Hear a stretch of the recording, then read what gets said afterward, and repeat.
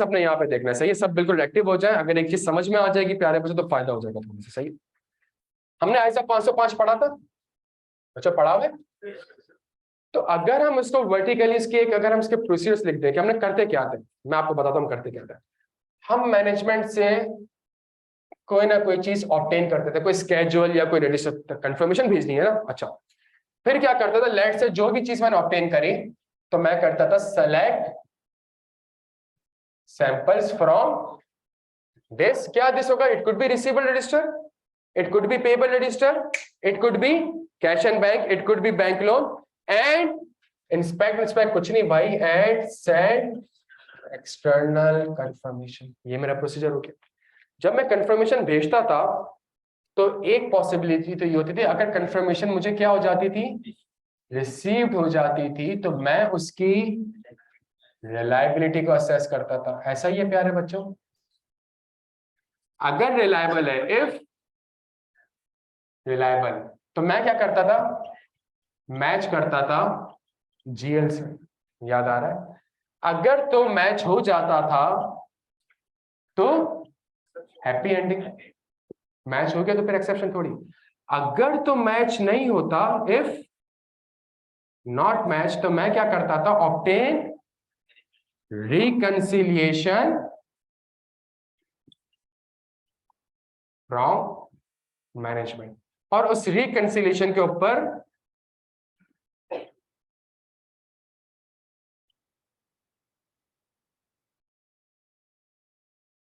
Reconciling items. याद आ रहा है? और अगर मुझे कंफर्मेशन रिसीव नहीं होती थी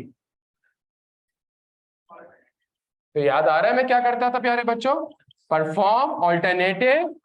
प्यारे बच्चों ये याद आ रहा है, ये याद आ रहा है, प्रोसीजर याद है सारे, ये हम इस तरीके से पढ़ते थे, हम इसको फ्लोचार्ट के साथ करते थे। अब मैंने इसको वर्टिकली हमने लिख दिया, डन हो गया। अब मेरी बात सुनिएगा, आधा घंटा है, बड़ी इंपॉर्टेंट चीज। जब आप इंशाल्लाह फर्म में जाएंगे ना, लेट से, तो जब जब आप इंशाल्लाह क्वालिफाई कर जाएंगे, मैनेजर बन जाएंगे और पूरा क्लाइंट आप देख रहे होंगे, तो ईयर एंड से पहले है ना, आपके पास बच्चे आएंगे कि भाई कंफर्मेशन क्या करवानी है आपसे, आपसे साइन करवानी कंफर्मेशन। तो वो 40 कंफर्मेशन भी हो सकती है, 50 भी हो सकती है, 500 भी हो सकती है, 5000 भी हो सकती है, सही है। आपका सबसे पहला सवाल पता है क्या होगा, आप उसको बोलोगे मुझे कंफर्मेशन नहीं दिखाओ, मुझे फाइनेंशियल दिखाओ। और आप फाइनेंशियल देखेंगे और आप फाइनेंशियल देख के कहेंगे बताएं भाई आप किन किन एरियाज के ऊपर कंफर्मेशन भेज रहे हैं। वो आपसे कहेगा मैं रिसीवेबल के ऊपर भेज रहा हूँ, तो आप कहेंगे यार पेबल के ऊपर क्यों नहीं भेज रहे। फिर वो कहेगा सर मैं पेबल के ऊपर भी भेज रहा हूँ, तो फिर आप कहेंगे कि आप कैश एंड बैंक के ऊपर क्यों नहीं भेजे। फिर वो आपसे कहेगा सर मैं कैश एंड बैंक के ऊपर भी भेज रहा हूँ, तो फिर आप कहेंगे कि बैंक लोन्स के ऊपर क्यों नहीं भेज रहे। फिर आप कहेंगे कि जो लॉयर्स हैं उनको कंफर्मेशन, मेरी बात समझने की कोशिश करिएगा, फाइनेंशियल स्टेटमेंट्स में, अब तला तुम हेडिंग्स बना रहे हो ना सारी यार, फाइनेंशियल स्टेटमेंट्स में मेरे पास एक चीज आ रही होती है क्या, अकाउंट रिसीवेबल, एक चीज आ रही होती है क्या, अकाउंट्स, एक चीज मेरे पास आ रही होती है बैंक बैलेंस, और एक चीज मेरे पास आ रही होती है बैंक लोन। ये चारों चीजें ऐसी हैं कि सामने वाला आपको कंफर्म, जल्दी बच्चों जल्दी, ये सामने वाला आपको तो इन चारों एरियाज पे मैं आइजा 505 की मदद ले सकता हूं। इन चारों एरियाज पे मैं आइजा 505 की मदद ले सकता। क्या यहां तक बात समझ आ रही है?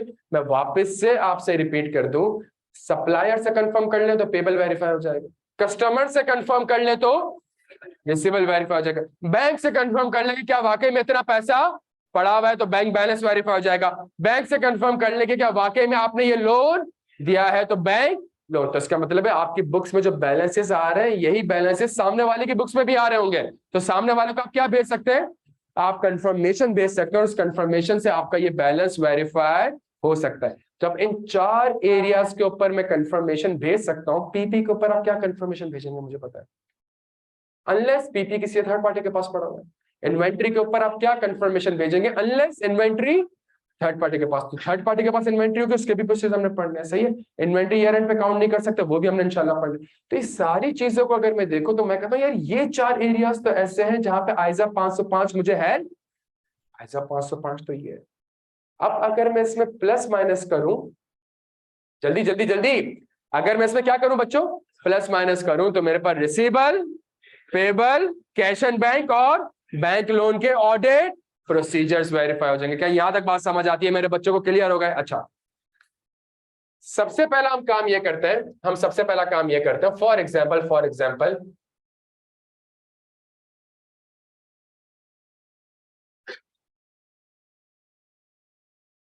हम सबसे पहली चीज क्या लिख लेते हैं? बैंक बैलेंस लिख लेते हैं। हम यहां पे लिखते हैं existence, completeness, rights and value.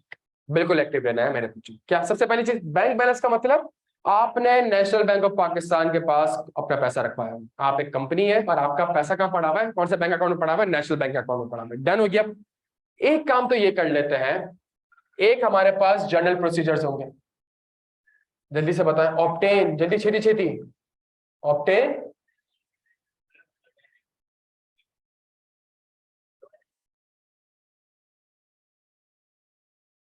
सबसे पहला काम। आप मैनेजर से कहेंगे भाई कितने बैंक अकाउंट में पैसा पड़ा हुआ है, सारे बैंक अकाउंट दे दो मुझे।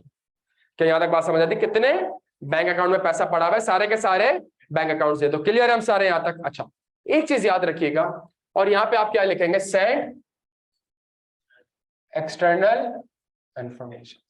एक चीज याद रखिएगा, सेलेक्ट सैंपल्स ना लिखिएगा।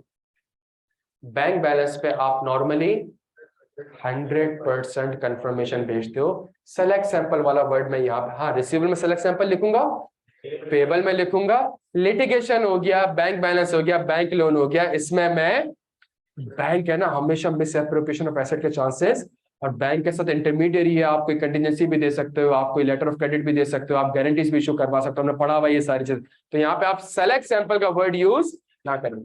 तो मैंने सेंड कर दी एक्सटर्नल कंफर्मेशन। सुनिएगा मेरी बात को। अगली चीज, इफ बच्चों, if received assess the reliability, if reliable match the balance with GL, या जो स्केड्यूल में लिखा हुआ आ रहा था, स्केड्यूल होगा तो नेशनल बैंक 100 मिलियन, तो 100 मिलियन कंफर्म कर रहा है कि नहीं कर रहा। अच्छा, इफ, मैं यहां से कंटिन्यू कर रहा हूं, if match no further procedure required, if जल्दी जल्दी जल्दी, नॉट मैच, जल्दी जल्दी जल्दी, ऑब्टेन, और ये बनाई भी आप लोगों ने, ये तो आप लोगों ने FR1 FR2 में, ये तो बैंक रिकॉर्ड होती है, ये बैंक रिकॉर्ड मैनेजमेंट थोड़ी कंफर्मेशन भेजती है, मैनेजमेंट तो बैंक स्टेटमेंट मंगवाती है, और वो कहती है बैंक स्टेटमेंट के हिसाब से इतना बैलेंस आ रहा है, हमारी बुक्स में जो डिफरेंस आ रहा है वो इन वजह से आ रहा है। सही, उसने बैंक चार्जेस चार्ज कर दिए, मैंने रिकॉर्ड नहीं करे, मैंने चेक इश्यू कर दिया, उसने रिकॉर्ड नहीं करा, मैं अपने पास रिकॉर्ड कर चुका हूं। तो आप मैनेजमेंट से क्या ऑब्टेन करेंगे प्यारे बच्चों? और उस रिकंसाइलिंग आइटम के ऊपर जल्दी जल्दी जल्दी ऑडिट प्रोसीजर्स परफॉर्म करेंगे। अगर तो कंफर्मेशन रिसीव नहीं होती, ये नहीं लिखना, जल्दी जल्दी जल्दी। बैंक के केस में बच्चों पढ़ा तो हमने, कुछ कंफर्मेशन ऐसी होती हैं जहां पे आपके लिए मैंडेटरी है कंफर्मेशन का रिसीव होना, कोई alternative audit procedure sufficient appropriate audit evidence provide नहीं कर सकता। क्या यहां तक बात समझ आती है बच्चों? क्लियर हो गए? मैंने वही चीज यहां से कॉपी करी है, बस एक दो चीजें प्लस माइनस करी है, और प्लस माइनस क्या करें, मैंने सेलेक्ट सैंपल का वर्ड नहीं लिखा, और मैंने ये वाला प्रोसीजर नहीं लिखा, इफ नॉट इज सिंपल। जी मेरे भाई, सॉरी, तो मैं रिलायबिलिटी असेस करूंगा ना उसकी। अच्छा, अब मेरी बात सुनिएगा बच्चों, यहां तक बात समझ आती है सबके? क्लियर हम सारे यहाँ पे? अच्छा, अब मेरी बात सुनिएगा, क्या रह गया? क्या रह गया? कंप्लीटनेस रह गया। क्या रह गया मेरे भाई? कंप्लीट। बस यहां पे थोड़ी सी टेक्निक। अच्छा, एक चीज सुनिएगा, जितने प्रोसीजर्स लिखे हैं इससे एग्जिस्टेंस भी वेरीफाई हो गई, राइट्स भी वेरीफाई हो गए, और वैल्यूएशन भी वेरीफाई हो गई। ये जो प्रोसीजर्स मैंने आपके सामने लिखे हैं, इससे एग्जिस्टेंस भी वेरीफाई हो गई, राइट्स भी वेरीफाई हो गए, और क्या मतलब इसका समझने की कोशिश करिएगा। इसका मतलब यह है कि अगर एक बैंक, मैं कहता हूं भाई मैंने नेशनल बैंक के पास 100 मिलियन जमा कराए हुए, नेशनल बैंक कह देता है कि हाँ जी, इसका मतलब है ये बैंक एग्जिस्ट, मेरा अकाउंट इस बैंक में एग्जिस्ट, सामने वाला कह रहा है 100 मिलियन, तो इसका मतलब है इस बैलेंस के ऊपर मेरा राइट है। और अगर बैलेंस मैच नहीं भी कर रहा तो मैनेजमेंट ने रिकंसिलिएशन प्रोवाइड कर दी और इस रिकंसाइलिंग आइटम्स के ऊपर मैंने काम कर लिया। इसका मतलब है कि इसकी वैल्यूएशन भी, प्यारे बच्चों, ये प्रोसीजर्स आपको एग्जिस्टेंस में भी हेल्प करेगा, राइट्स में भी हेल्प करेगा और वैल्यूएशन में भी है। क्या यहां तक बात समझ आती है? जो चीज आइजा 505 में पढ़ी है वो यहाँ पे हमें हेल्प करेगी। मैडम नोट नहीं करना, यहाँ देखना। क्लियर है मेरे जी मेरे भाई? कंप्लीटनेस समहाउ नहीं हो सकती। इन सम केसेस यू हो जाएगी कि अगर आपने नेशनल बैंक को कंफर्मेशन भेजी, चलो मैं इसको बताता हूं। वही जो आपने क्या कहा था कि सारी डिटेल्स कंप्लीट है। मैं नेशनल बैंक, मैंने कहा भाई अकाउंट कहाँ खुलवाया हुआ है? अब सुन ले मेरी बात। मैंने कहा अकाउंट कहाँ खुलवाया हुआ है? उसने कहा भाई नेशनल बैंक आई चंडीगढ़ रोड। डन हो गया। मैंने नेशनल बैंक आई चंडीगढ़ रोड को कंफर्मेशन भेजी और वो जो कंफर्मेशन होती है वो ब्लैंक कंफर्मेशन होती है। फॉर्म में जब आप जाएंगे तो फॉर्म जो कंफर्मेशन आप भेजेंगे कौन सी भेजेंगे? ब्लैंक। आप बैलेंसेस नहीं बताएंगे। आप ये थोड़ी बताएंगे कंपनी कह रही है कि मेरा करंट अकाउंट खुला हुआ है, क्या पता कंपनी का सेविंग अकाउंट भी खुला हुआ, क्या पता कंपनी का डिपॉजिट अकाउंट भी खुला हुआ। तो आप सिर्फ एक ब्लैंक और उसके अंदर पूरी फील्ड्स आ रही होती है। भाई बताएं कौन कौन से अकाउंट खुले हुए कंपनी के पास, उसमें बैलेंसेस कितने आ रहे हैं, क्या कंपनी ने आपसे कोई लोन वगैरह ऑब्टेन किया है, क्या कोई गारंटी वगैरह इश्यू करी है, क्या कोई सिक्योरिटी, क्या कोई एसेट अपना आपके पास मॉर्गेज रखवाइए। सारी पूरी चेकलिस्ट बनती है, डिटेल 4 पेज की कंफर्मेशन जाती है। सही। अगर कंफर्मेशन मेरे पास आती है, कंप्लीटनेस का पहला प्रोसीजर, मैनेजमेंट ने जो आपको बैंक स्केड्यूल दिया वो मैं यहां पे ड्रॉ करता हूं। मैनेजमेंट ने कहा मेरे पास नेशनल बैंक का एक अकाउंट है जिसका नाम है करंट अकाउंट और कितने रुपए पड़े हुए? 100 रुपए। मैं सामने वाले को नहीं बताऊंगा कि कंपनी ये कह रही है, मैं ब्लैंक कंफर्मेशन भेजूंगा। बैंक कंफर्मेशन हमेशा ब्लैंक जाएगी। कंफर्मेशन जब वहां से रिप्लाई आया तो उसने कहा भाई मेरे पास तो 2 अकाउंट खुले हुए, एक करंट अकाउंट, तो इसका मतलब है मैनेजमेंट ने जो ये मुझे स्केड्यूल दिया था ये कंप्लीट नहीं है। तो एक चीज कैसे वेरीफाई हो जाएगी? तो इसी प्रोसेस से मेरी क्या वेरीफाई हो जाएगी? कंप्लीटनेस के। There is a possibility confirmation में कोई और अकाउंट भी आ रहे हो जिसको मैनेजमेंट ने अपने पास डिस्क्लोज ना किया। पहला प्रोसीजर, इसी प्रोसीजर से मेरी कंप्लीटनेस इंश्योर हो गई। डन हो गया। अच्छा, दूसरा प्रोसीजर, मुझे एक बात पता है, अगर एक बैंक अकाउंट खुल रहा होगा, अगर एक बैंक अकाउंट खुल रहा होगा, लाजमी बोर्ड ऑफ डायरेक्टर ने उनको अप्रूव किया होगा। बोर्ड की अप्रूवल के बगैर company account authorise signatory management हो सकती है। अगर आईक्यू की बात करें तो कोई भी एडमिन, कोई भी फाइनेंस हमसे पूछे बगैर अकाउंट खोल ही नहीं सकता। तो सब तो कितना बड़ा फ्रॉड हो जाएगा। आपने अकाउंट खोल लिया, कस्टमर को वो अकाउंट दे दिया आपने। सही है। तो यहां तो सब, इसका मतलब है अगर कोई अकाउंट खुला होगा तो कहां अप्रूव हुआ होगा, और बोर्ड में जब बातें चलती है वो कहां लिखी हुई आ रही होती है? Inspect minutes of the meeting of board of directors. Done हो गया। एक तीसरा आसान प्रोसीजर, मैं लास्ट ईयर के बैंक स्केड्यूल को जल्दी जल्दी जल्दी इस साल के बैंक स्केड्यूल से, तो अगर लास्ट ईयर 10 अकाउंट आ रहे थे, इस बार 8 आ रहे हैं, तो मैं मैनेजमेंट से कह सकता हूं भाई ये 2 अकाउंट क्यों नहीं आ रहे? क्या यहां तक बात समझ आती है? तो मैं लास्ट ईयर वही रिलेटेड पार्टी के, लास्ट ईयर के रिलेटेड पार्टी को इस साल के रिलेटेड पार्टी से कंप्लीटनेस के लिए मेरे प्यारे बच्चों एक और प्रोसीजर है, थोड़ा सा टेक्निकल है लेकिन बड़ा कॉमन सेंस। ये मेरी बात सुनिए। फर्म में क्या होता है, नॉर्मली होता नहीं है इस तरीके से, सही है, लेकिन अगर आपको ऑडिट अच्छा आता होगा तो आप लाजमी ये काम करिए और आपने करना है ये काम क्या करना है? आप कंपनी के पास जाते हो और कहते हो जानी बैंक अकाउंट की डिटेल्स हो सारी। क्या बैंक अकाउंट की? मैनेजमेंट आपको कहती है कि भाई हमारे 4 अकाउंट है, एक नेशनल बैंक में, एक सिंध बैंक में, एक समिट बैंक में और एक अस्करी बैंक। ये 4 बैंक से हमारे, उन 4 बैंक से हमारे अकाउंट खुले हैं। आपने क्या करना है, वो चारों बैंक की डिटेल्स किसको फॉरवर्ड कर दी? पूरी एंगेजमेंट टीम को। किसको फॉरवर्ड कर दी? पूरी एंगेजमेंट टीम। और आपने एंगेजमेंट टीम को बोला यार जब तुम सेल्स वेरीफाई कर रहे होगे ना, जब तुम रिसीवेबल को वेरीफाई कर रहे होगे, जब तुम कोई पेमेंट वेरीफाई कर रहे होगे, जब तुम कोई रिसिप्ट्स वेरीफाई कर रहे होगे, तो देख लेना वो पेमेंट इन 4 अकाउंट से आ रही है कि नहीं आ रही। अगर इसके अलावा किसी और अकाउंट से पेमेंट हुई है तो इसका मतलब है बैंक अकाउंट एग्जिस्ट करता है मैनेजमेंट ने मुझे, तो इसका मतलब है ड्यूरिंग द ऑडिट आपने अलर्ट रहना है कि जितनी भी रिसिप्ट्स एंड पेमेंट्स हो रही है वो उन्हीं बैंक से हो रही है जो बैंक मैनेजमेंट ने आपको कम्युनिकेट करें। और ऐसा होता है, होता किस तरीके से है, कंपनी फ्रॉड कैसे कर रही होती है, एक बैंक अकाउंट ऐसा होगा जिसके अंदर कस्टमर से पैसा आ रहा होगा और वो रिकॉर्ड एफएस में नहीं कर रहे होंगे, ना उसका रेवेन्यू रिकॉर्ड हो रहा होगा और ना ही उसका, ये होता है ना डबल बुक कीपिंग।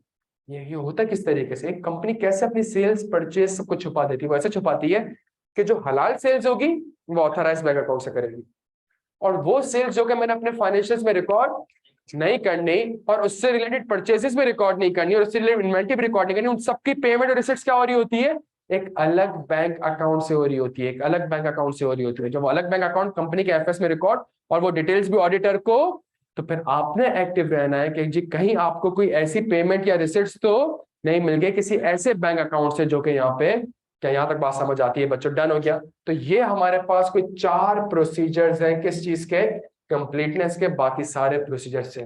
और सारे प्रोसीजर्स कौन से हैं, आइजा, और इससे हमारी एग्जिस्टेंस भी वेरीफाई हो जाएगी, कंप्लीटनेस भी एग्जिस्टेंस भी वेरीफाई हो जाएगी, राइट्स एंड ऑब्लिगेशन भी वेरीफाई हो जाएंगे, वैल्यूएशन भी, और कंप्लीटनेस का एक प्रोसीजर भी वेरीफाई हो जाएगा कि बैंक अकाउंट जो बैंक कंफर्मेशन है उसमें कितने अकाउंट आ रहे हैं और आपने कितने अकाउंट्स रिकॉर्ड किए। क्या यहां तक बात समझ आ रही है? अच्छा, अगली चीज जल्दी छेती छेती, बैंक लोन। प्यारे बच्चों, जितना कुछ ब्लैक से लिखा हुआ है एग्जैक्टली सेम, बस फर्क कितना होगा, ऑब्टेन बैंक बैलेंस नहीं लिखना होगा, ऑब्टेन बैंक लोन स्केड्यूल लेना होगा। सारे प्रोसीजर सेम है, सारे प्रोसीजर सेम है, सारे प्रोसीजर सेम है, सिर्फ चेंज क्या हो जाएगा प्यारे बच्चों, चेंज क्या हो जाएगा, जल्दी जल्दी जल्दी, कंप्लीटनेस के प्रोसीजर चेंज हो जाएंगे। सिर्फ चेंज क्या हो जाएगा, कंप्लीटनेस के प्रोसीजर। एक कंपनी बैंक से पूछे बगैर, जल्दी प्यारे बच्चों, लोन ऑब्टेन कर ही नहीं सकती। तो एक प्रोसीजर ये हो जाएगा, minutes of the meeting of board of director. एक प्रोसीजर ये हो जाएगा कि लास्ट ईयर के लोन स्केड्यूल को इस साल के लोन स्केड्यूल से आप क्या कर सकते हैं, कंपेयर कर सकते हैं। क्या यहां तक बात समझ आती है? ये 2 प्रोसीजर, आपने चारों प्रोसीजर कॉपी नहीं करने, सिर्फ 2 प्रोसीजर कॉपी करते हैं आपका बैंक। अगर सामने वाला कहता है कि हाँ जी मैंने लोन दिया है, तो इसका मतलब है ये लोन एग्जिस्ट भी करता है, आपकी ऑब्लिगेशन भी है, और अगर लोन की अमाउंट मैच नहीं कर रही और मैनेजमेंट ने आपको रिकॉर्ड प्रोवाइड कर दी और उस रिकंसाइलिंग आइटम के ऊपर आपने काम कर लिया, इसका मतलब है इसकी वैल्यूएशन भी सही हुई है। इस साल अगर कोई लोन लिया होगा और मैनेजमेंट ने अगर रिकॉर्ड नहीं किया होगा, मिनट्स ऑफ द मीटिंग में लाजमी आ रहा होगा लास्ट ईयर के लोन को इस साल के लोन से कंपेयर कर लें। हमने एक कंपनी का ऑडिट कर रहे थे, लास्ट ईयर मैनेजमेंट ने एक लोन लिया था अभी बैंक से कोई 10-15 अरब रुपए का, सही है, और 5 साल का लोन था। इस साल वो लोन वो आ ही नहीं रहा। हमने पहला सवाल पूछा, भाई लास्ट टाइम ये लोन आ रहा था, इस बार ये लोन नहीं आ रहा। तो कंप्लीटनेस आप इस तरीके से भी इंश्योर, आपने मिनट्स ऑफ द मीटिंग देखा, उसमें लिखा हुआ था कि जी फॉर एग्जाम्पल हमने ये प्रोजेक्ट इनिशिएट करना है जिसके लिए हम नेशनल बैंक ऑफ पाकिस्तान से लोन लेंगे, ठीक है, हमने फौरन से मैनेजमेंट से कहा कि भाई नेशनल बैंक ऑफ पाकिस्तान के अगेंस्ट तो लोन आ ही नहीं रहा। मिनट्स ऑफ द मीटिंग में बोर्ड ऑफ डायरेक्टर कह रहे हैं कि हमें किससे लोन लेना पड़ जाएगा, नेशनल बैंक ऑफ पाकिस्तान से। क्या यहां तक बात समझ आ रही है प्यारे बच्चों? तो बैंक लोन के प्रोसीजर्स भी हमारे एग्जैक्टली सेम है। मैं आपको समझा रहा हूँ, ये टेक्निक समझा रहा हूँ, डन हो गया। तीसरी चीज मेरी बात सुनिएगा,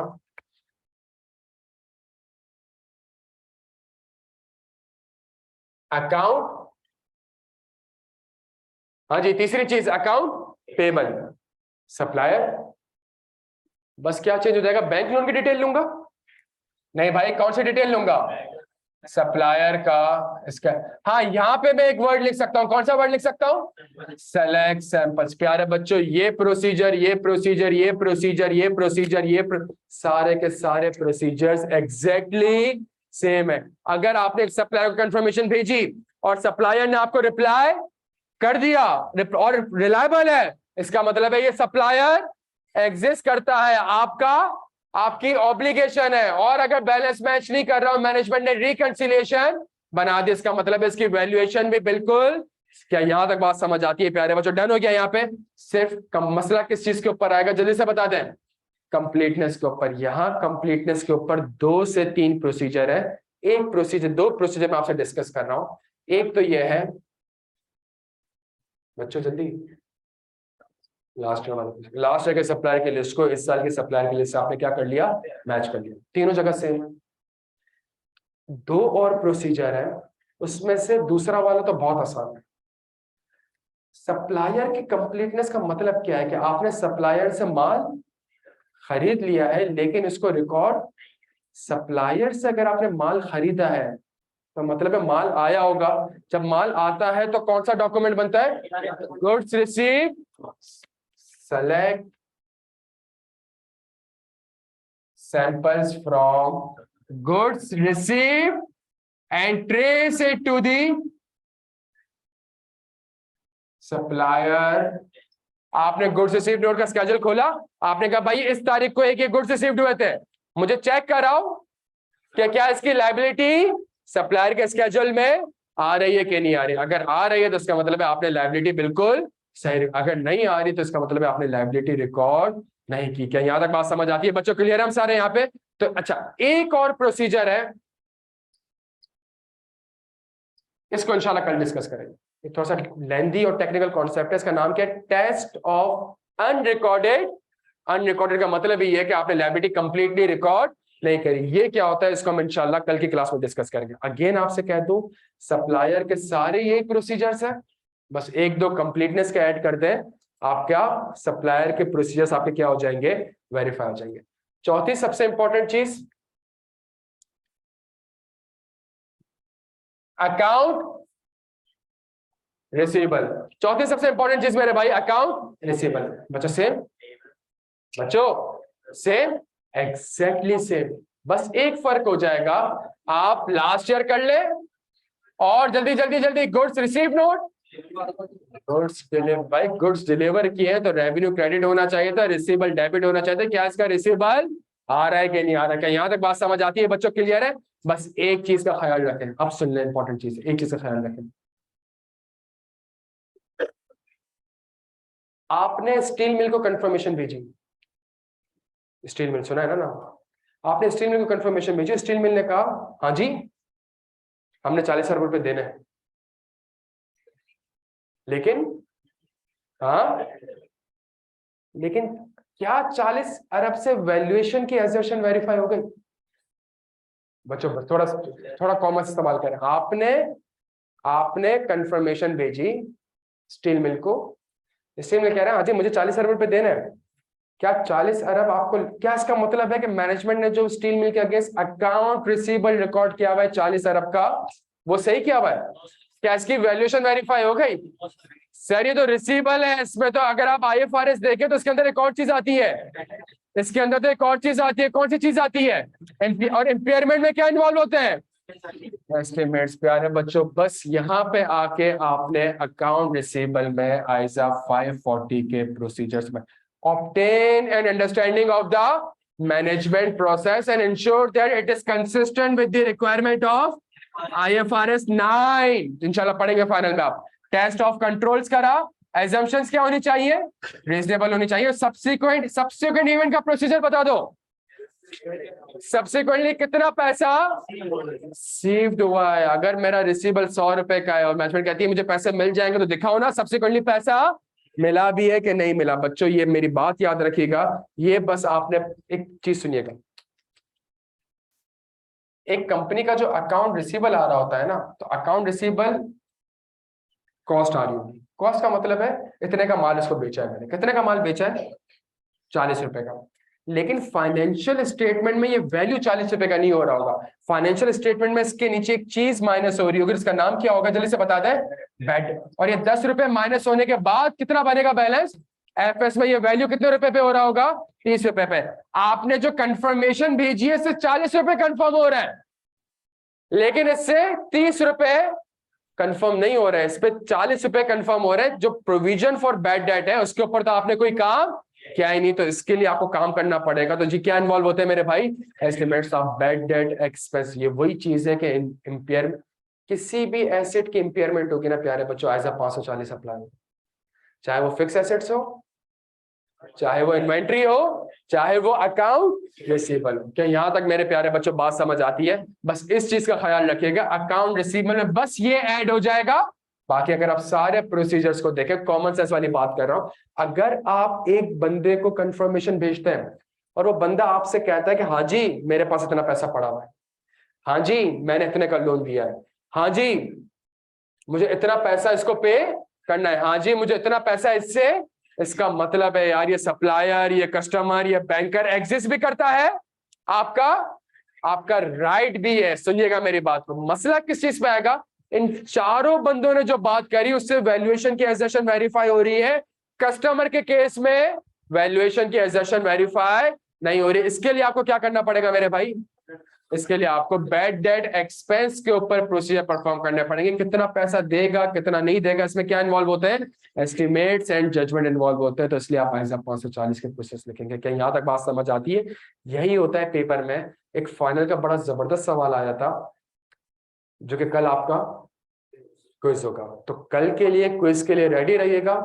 क्या रेडी रहना है? लिटिगेशन एंड क्लेम्स भी आ सकता है, provision contingent liability, account receivable, account payable, cash and bank और बैंक लोन भी आ सकता है। और कल के क्विज में सब्सटेंटिव के साथ कोई और ISA भी लिंक होके आ सकता है। क्या यहाँ तक बात समझ आती है? तो कल अच्छा एक काम आपने करना है, ये जो बैंक लोन, अकाउंट पेबल और अकाउंट रिसीवेबल, इसमें जो किताब में प्रोसीजर्स लिखे आ रहे हैं, आपने इसको घर से एक बार रीड कर लेना। जब आप घर से एक बार रीड करके आ जाएंगे, कल हम जब इसकी प्रैक्टिस करेंगे तो हम इंशाल्लाह साथ में भी बैठकर इसको रीड कर लेंगे। क्या यहाँ तक बात समझ आती है? कोई सवाल मेरे भाई?